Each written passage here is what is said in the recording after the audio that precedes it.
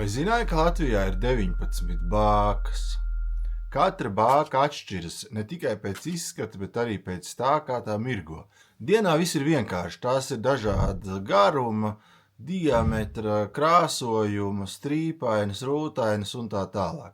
Bet naktī tas jāatšķir tikai pēc gaismas. Katrai bākai ir unikāls ritms, gaismas raksturojums, piemēram, 2 zipšņi un pauze, piemēram, 2 zaļi zipšņi, sarkans zipsnis, zaļš sarkans zipsnis. Tātad zipšņi, pauzes, krāsas un periods. Periods tas ir laiks, pēc cik ilga laika atkal tā bāka atkārto to savu ierasto parakstu, kodu.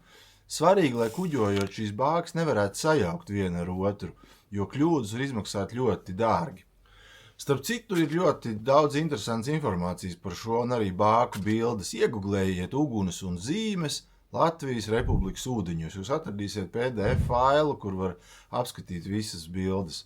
Vai jūs zinat slaveno stāstu par kājgriežiem, kur kolkas bāku nodzēsa un uzkurināja ugunskura kaut kur drusku tālāk?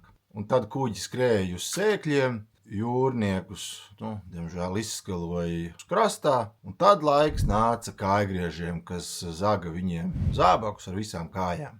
Tātad nāca mācīties Nautika LV, lai prastu kuģot, lai nekļūtu par kājgriežu upuri un tavi zābaki paliktu pie tevis.